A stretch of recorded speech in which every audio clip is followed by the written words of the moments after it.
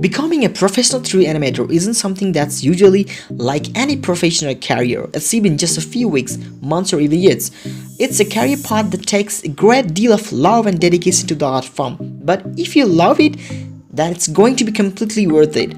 You will find out very quickly if character animation is something you want to pursue.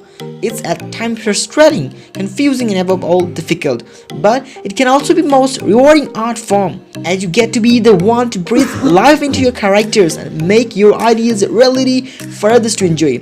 If you have the passion for it, nothing can hold you back. Now, we are here to provide you the basic to advanced knowledge of 3D animation in Maya. In this 2D video, I'm going to show you how to model a 3D wine glass in Maya.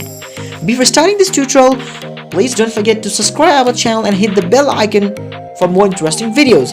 So guys, let's get started to our video.